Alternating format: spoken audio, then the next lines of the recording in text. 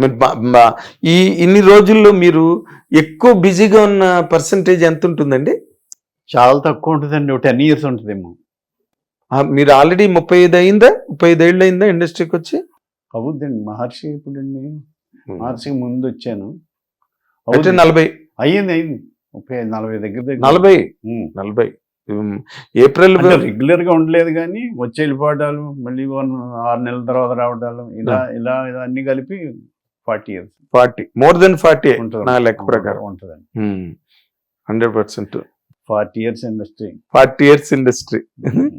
మరి అసలు ఇంతమంది చాలా మంది రాజకీయాల వైపు పరిగెట్టారు, ఉపన్యాసాలు ఇచ్చారు, అన్ని చేశారు. మీకు ఎప్పుడు రాజకీయాల వైపుకి వెళ్దామని అనిపించలేదు?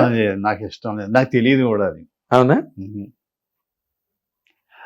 స్క్రీన్ మీద నటించగలం కానీ అక్కడ నటించలేదు. మీరు ఈస్ట్ వెస్ట్, గోదావరి నీళ్లు, వెటకారాలు, కోడిపుంజులు, భోగమేళాలు, ఇవన్నీ రికార్డ్ డాన్సులు ఇవన్నీ కామన్. దాంతోపాటు పొలిటికల్ అవేర్నెస్ కూడా బాగా ఎక్కువగా ఉన్న జిల్లాలు అవి. ఈస్ట్ వెస్ట్ అంటే ఒకప్పుడు లేవండి, ఒకప్పుడు అంత లేదు. ఇవి విజయవాడ, గుంటూరు ఇటు సైడే ఉండేదేమో. ఇప్పుడు టీవీలు రావడం, న్యూస్ రావడం, మొత్తానికి ఎన్టీ రామారావు గారు వచ్చిన తర్వాత కొంత కొత్త వాళ్ళకి ఆయన సీట్లు ఇచ్చి యంగ్స్టర్స్కి అలా అప్పుడు కొద్ది అవేర్నెస్ వచ్చింది. అంతే తప్ప ఏదో ప్రెసిడెంట్ ఎలక్షన్ జరిగి అది జరుగుతుందని చెప్పి ఆవేశాలు అయిపోగానే నెక్స్ట్ డే నుంచి అతను మనం ప్రెసిడెంట్, మనం మామూలు ఎవరి పనులు ఇంకేం ఉండేవి కాదు. ఆ గ్రూప్ ఈడీ గ్రూప్ అనేది లేదు. అదే మన్నాడు నుంచి ఇంకేముంది, వ్యవసాయం నుంచి ఉండేది కాదు. కాబట్టి ఇది ఎవరు పట్టించుకుంటారు, పట్టించుకునే పరిస్థితి ఉండేది కాదు. ఎమ్మెల్యే అంటే మాకు కనపడ్డాను ఒక ఫీలింగ్ ఉండింది. ఎమ్మెల్యే అంటే కనపడ్డానా? తెలియదు మాకు. అవునా? ఎమ్మెల్యే చేత ఏ పనులు చేయించుకోవాలో కూడా చిన్నప్పుడు ఎవరు ఏ రైతు వెళ్ళటం కానీ, మా ఊర్లో వెళ్ళటం కానీ, ఎవరు వెళ్ళాను ఇలా ఎమ్మెల్యే గారిని కలిసాను అనేది ఏమి లేదు. మీరే ఇలా ఉంటే అంటే మరీ ఆ రోజున రైతులు ఇప్పుడంటే బాగా తెలివి మీరిపోయారు అనుకోండి, అప్పుడు మరీ అమాయకంగా ఉండేవారు కదా. మరి ఈ ఎలక్షన్లు గట్ట ఈ మధ్య బాగా ముమ్మరంగా జరిగాయి కదా, మీ ఊరు వెళ్ళారా మీరు? లేదండి, ఇక్కడ ఉంది నా ఓటు. ఓకే, ఇక్కడ ఉంది మీ ఊరు. కానీ మన సినిమా ఇండస్ట్రీ నుంచి చాలా మంది వెళ్ళారు, వాళ్ళ ఊళ్ళు వెళ్ళారు ఓట్లేసి మరీ వచ్చారు. అవునవును, ఎక్కడి నుంచి అంటే వేరే కంట్రీస్ నుంచి కూడా వచ్చారు కదా. అవును, దేశ విదేశాల నుంచి వచ్చారు, లక్షలాది మంది వచ్చారు, లక్షలాది మంది. అసలు మరి మీ ప్రాంతం నుంచి మీరు ఎప్పటికప్పుడు కనుక్కోవడం, ఏంటి జరుగుతుంది, ఎలా జరుగుతుంది అని చెప్పి తెలుసుకుంతసేపే. అంతేనా? అసలు రాజకీయాల మీద మీకేమి రకంగానే ఇంట్రెస్ట్ లేదండి? లేదండి. అంటే మీ ఫ్యామిలీలోనే లేదండి, అసలు మీకు లేదా? మా ఫ్యామిలీలో లేదు. ఇదంతా పీస్ లవింగ్ ఫ్యామిలీ. అందరూ బాగుండాలి అని అనుకోవడం అంతే. ఎవరు వచ్చినా కానీ అందరూ బాగుండాలి. అదేలేండి, కుల మత భేదాలు లేకుండా. కుల మత భేదాలు లేకుండా, బట్ అందరూ అనుకోవాలి కదా అలాగా. కోరుకునేది అంతే కదండి, ప్రజాసేవ చేయడానికే కదా. అవును, ఎవరైనా ప్రెసిడెంట్ అయ్యాడంటే ప్రజాసేవ, ఊరికి సేవ చేయాలి, ఎమ్మెల్యే చేయాలి, చీఫ్ మినిస్టర్ చేయాలి, ప్రధానమంత్రి చేయాలి, బాగా చెయ్యాలనే కదా మనం. అంతే కదా ఎన్నుకునేది, గెలిపించుకునేది. పవన్ కళ్యాణ్ గారు మన సినిమా ఇండస్ట్రీ నుంచి పవర్ స్టార్ వెళ్ళి అక్కడ 21కి 21 సాధించి డిప్యూటీ సీఎం అయి మీకు ఎలా అనిపించిందండి? గొప్ప గొప్ప గొప్ప విషయం అండి అది. 100% సాధించాడు. పైగా ఆయన ఆ పార్టీని పట్టుకుని అలా నిలబడి తిరిగాడు, జనంలోకి వెళ్ళాడు. ఇది సినిమా ఫీల్డ్ స్మూత్గా హాయిగా ఉండేది కదండి. మరి అందులో ఎండనబడి తిరిగి మాటలు పడి కష్టే ఫలి కృషి ఉంటే మనుషులు ఋషులు అవుతారు, ముఖ్యమంత్రులు అవుతారు, ఉప ముఖ్యమంత్రులు అవుతారు. కొత్త పాట ఇది, కృష్ణ భగవాన్ రచన. అయ్యో, మీకు బాగా ఏమైనా కాంటాక్ట్ ఉందా పవన్ కళ్యాణ్ గారు? చేశాను ఎప్పుడో ఒకసారి, కథ కూడా చెప్పాను, ఆయన అన్ని గుర్తెట్టుకున్నాడు. అవునా? చాలా కాలం తర్వాత గబ్బర్ సింగ్ చేస్తుంటే, మీరు రైటర్ కదా భగవాన్ గారు, వేషాలు కూడా వేస్తున్నారు. వేషాలు వేస్తానండి, బలవంత రైటర్ నేను, అంత పెద్ద రైటర్ నేను. బాగా మాడతాను, మామూలు నార్మల్ ఇదిలో. అదే హీరోని అన్న ఫీలింగ్స్ Hmm. గట్టి ఏముండవు తనకి. చాలా general human being, very general. మీ కథ చెప్పారా? ఇప్పుడు ఉమ్.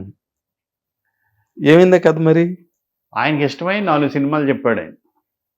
ఈ చూడండి ఈ కథకి ఉపయోగపడతాయి చేద్దామని. ఉమ్. ఆయనది యాక్చువల్గా కథలో dull character. Okay. Dull character అంటే ఆయన ఒప్పుకుంటాడు లేదు, ఎందుకో ప్రొడ్యూసర్ తీసుకెళ్ళారు. ఎవరు చెప్పినా బాగుంటలేదంటే ఎవరో ఫోన్ చేసి కృష్ణ భగవాన్ అంటే ఆయన దగ్గర తీసుకెళ్ళారు. ఆయన వచ్చి కూర్చుని ఉమ్. విని బాగుందని కొన్ని సినిమాలు కూడా సజెస్ట్ చేశాడు. అవునా? డల్ క్యారెక్టర్ మీరు చెప్పిన కదా? డల్ క్యారెక్టర్ అంటే సూసైడ్ చేసుకునేవాడిని ఒకటి రక్షిస్తాడు. ఉమ్.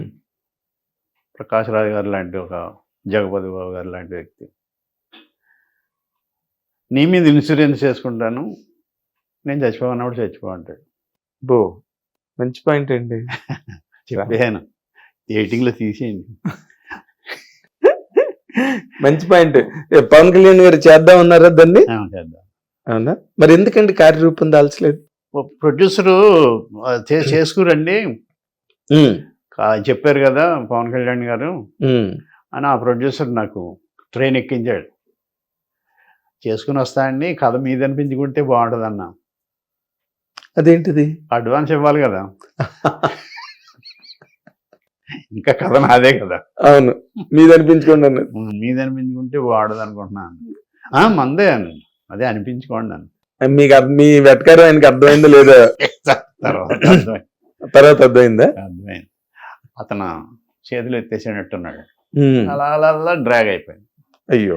నేను వెళ్ళి ఇంకో ప్రొడ్యూసర్ మటుకు పవన్ కళ్యాణ్కి నచ్చింది, ఆయన ఒప్పుకున్నాడు అని ఎవరితో ఏం చెప్పలేదు. అది ఏంటి సార్ అసలు పవన్ కళ్యాణ్ కథ కూడా మీరు పట్టించుకోలేదు? ఆయన బాగున్నది అని చెప్పిన కదా. స్వాగతం ఆ టైంలో అండి. అదే అర్థమైంది నాకు. ఆ టైంలో రైజు, మంచి రైజులో రైజు అంటే ఒక చోట ఇరుక్కుపోయి క్యారెక్టర్ వేస్తాడు ఆయన అని అనుకున్నా. ఉమ్. కానీ ఆ కథనే చూశాడు ఆయన, బాగుందని ఆయనకి అనిపించింది. ఓకే. ఓకే. సో మళ్ళీ తర్వాత ఇప్పుడు ఆయన దగ్గరికి వెళ్ళి కథల గురించి మాట్లాడడం గట్టి ఏం జరగలేదు. వైఫ్ ఆఫ్ వరప్రసాద్ అని ఆ సినిమాలో క్యారెక్టర్కి రామగోపాలవరం గారు అడిగితే అదేదో ఆయన చేయను అన్నాడు, చేయలేదు. వినీత్ వేసాడు చూసారు ఆ క్యారెక్టర్. పవన్ కళ్యాణ్ గారిని అడిగారా? పవన్ గారు. ఓకే.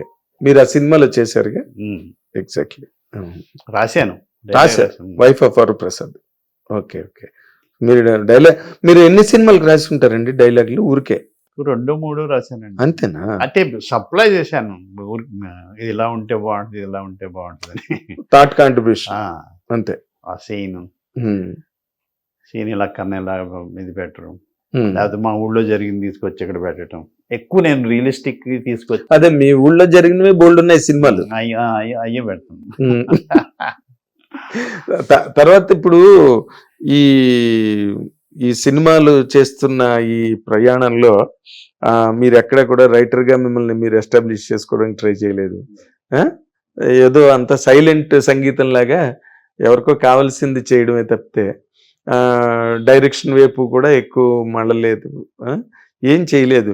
అంటే ఒక్క నటుడుగా మాత్రమే మీరు ఎంజాయ్ చేశారు. అంటే డైరెక్టర్లు ఎవరన్నా కొంచెం ఫ్రెండ్లీగా వినేవాళ్ళు ఉంటే మట్టి ఇలా కన్నా ఇలా బెటర్ అని చెప్తాం, యాక్సెప్ట్ చేస్తే ఓకే, లేదంటే డైరెక్టర్ ఇష్టమే కదా. అవును. అలా చాలా మంది మామూలుగా ఇక్కడ ఏమన్నా అంటే బాగుంటుందండి, ఇది ఇలా అదే లొకేషన్ ఇంప్రూవైజేషన్ అది దీన్ని ఇలా కన్నా ఇలా తీస్తే బాగుంటుందేమో అని గొరిగించుకోవడం ఉంది. గొప్పకి గొప్ప కాదు, అది బాగుంటుందని, అది బాగుంటుందని. ఇలా ప్లెయిన్ గా తీసి కన్నా అలా కొంచెం ఇంటెలిజెంట్ గా ఉంటదేమో అనే ఫీలింగ్ తో చెప్తాం అంతే. అదేలేండి, వాళ్ళు వద్దంటే ఆయనకి ఏదో థాట్ ఉండొచ్చు. అవునులేండి. అంటే మీరు ఇంకా ఈ ఈ ఇప్పుడైనా మీరు ఇందాక చెప్పినట్టుగా డైరెక్షన్ చేసే అవకాశం ఏమైనా ఉందండి? అనిపిస్తుందండి ఈ మధ్య. చెయ్యండి మరి, చూడాలి. కాదు, మీరు చేస్తానంటే ఎన్నో బ్యానర్లు ఉన్నాయి చేయడానికి ఈ రోజున ఇండస్ట్రీలో. చూద్దామండి. మీకంటూ ఒక ఇమేజ్ ఉన్నది, పైగా మీ మీద నమ్మకం ఉంది, మీరు ఒక ఇంటెలిజెంట్ పర్సన్, మంచి వెటకారం, క్రియేషన్ అన్నీ ఉన్నాయని. ఏమో చెప్పలేం కదా. చూద్దాం. మీరు అన్నట్టు రమణ మహర్షి గారు, జిడ్డు కృష్ణమూర్తి గారు ఏం చెప్పారో తెలియదు కదా, భవిష్యత్తులో ఏముంది. అవును, అంతే. అవును, వీడు మంచి సినిమా తీసి ఇట్టిస్తాడు, తర్వాత సినిమా ఫ్లాప్ ఎత్తాడు, ఏది రాసి ఉంటాయి కదా. ఈ మధ్య ఏ సినిమాలు చూసారు సార్ మీరు? సేవ్ ద టైగర్స్ అని వెబ్ సిరీస్ ఒకటి చూసాను. అదే మన అభినవ్ గోమఠం వాళ్ళు చేసి, నాకు చాలా బాగా నచ్చింది. అవునా? మ్యాడ్ అనే సినిమా చూసాను. అవును. పార్కింగ్ అని ఒక సినిమా చూసాను. పార్కింగ్ సినిమాలు చూస్తుంటారు మీరు? తక్కువ అండి, చూడాలి రెగ్యులర్ గా, తక్కువ చూద్దామని అనుకుంటుంటాను. బేబీ అనే సినిమా చూడాలని పోస్ట్ పోన్ చేస్తాను. మన సాయి రాజేష్ డైరెక్షన్, అదే మన ఆనంద్ దేవరకొండ వాళ్ళు ఎస్కేఎన్ చేసిన సినిమా, భలే సినిమా సార్. మీరు చూడాలి, తప్పకుండా చూడాలి. చూస్తా. నేను ఎంతమందికి చెప్పానో ఆ సినిమా గురించి. గొప్ప డైరెక్టర్ అండి బాబు. తాటి మట్ట తీసాడు ఆయనగా, హృదయ కాలేయం. ఆయనది ఎటకారం అంటే, హృదయ కాలేయం అనే సినిమా తీసి ఎంత ఎటకారమైన క్యారెక్టర్లు పెట్టి అది జనంలోకి వెళ్ళేలా చేశాడు. ఎగ్జిక్యూషన్ అది కరెక్ట్.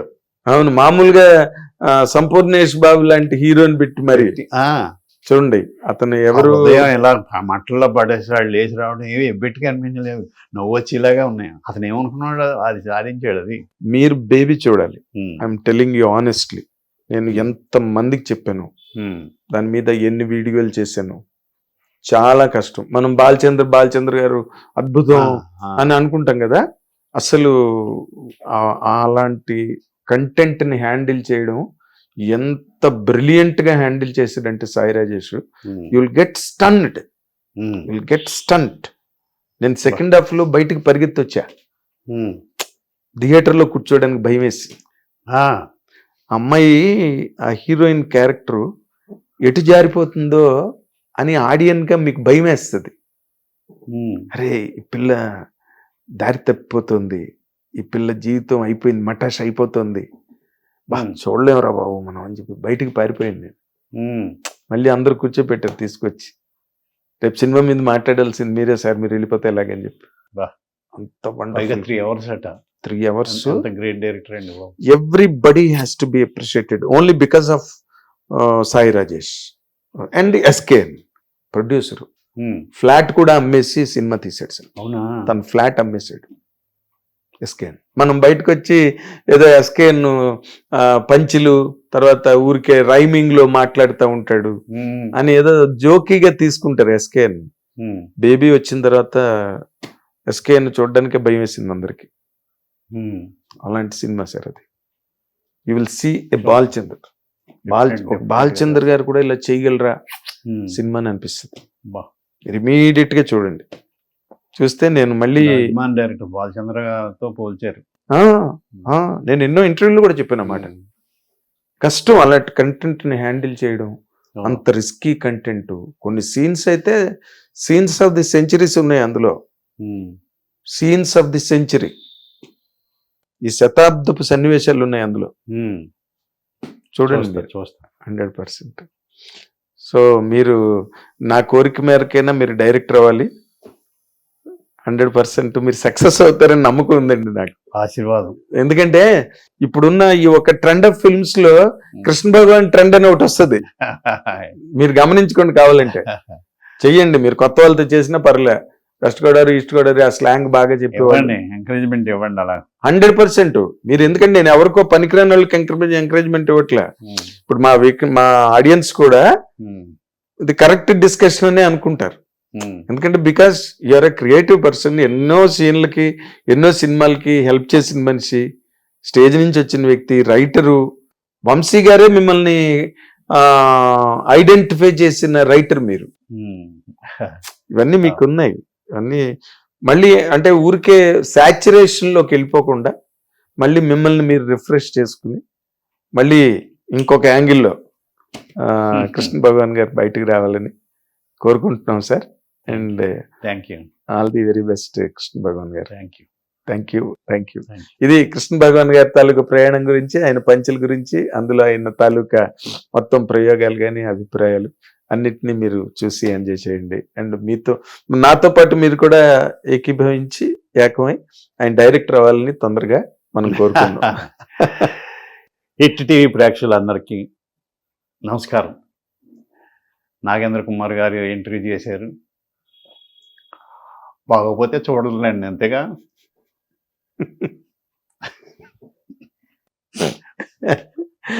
బాగుంది, చాలా క్లోజింగ్ బాగా చేశారు. మళ్ళీ కృష్ణ భగవాన్ గారు పంచ్ అక్కడ. హిట్ టీవీ యాప్, ఇందులో short news, live news, entertainment shows, movies, digital magazines తో పాటు మీ జిల్లా వార్తలను కూడా ఫ్రీగా చూడొచ్చు. ఇంకెందుకు ఆలస్యం, వెంటనే హిట్ టీవీ యాప్ ని డౌన్లోడ్ చేసుకుని ఫ్రీగా ఎంటర్టైన్మెంట్ పొందండి. Hit TV app. Hit TV app. Please download Hit TV app. Hit TV app ని ఫ్రీగా డౌన్లోడ్ చేసుకొని ఎంజాయ్ చేయండి. మీకు నచ్చిన ఎంటర్టైన్మెంట్ కోసం హిట్ టీవీ యాప్ ని ఫ్రీగా డౌన్లోడ్ చేసుకుని ఎంజాయ్ చేయండి. హిట్ టీవీ యాప్ ని డౌన్లోడ్ చేసుకుని ఆస్వాదించండి, ఆశీర్వదించండి. ఇంతమంది సెలబ్రిటీలు హిట్ టీవీ యాప్ ని డౌన్లోడ్ చేసుకోండి అని చెప్తున్నారంటే ఎంత మంచి యాప్ ఆలోచించండి. అమెరికా అమెరికా అమెరికా అమెరికాలో చదవాలనుకునే వాళ్ళకి విశ్వసనీయమైన పేరు మన శౌర్య కన్సల్టెన్సీ. UK లో 1 year masters. UK లో 1 year masters. 2 years work permit up to 5 years visa. Contact Saurya Consultancy. Contact 89851 89851.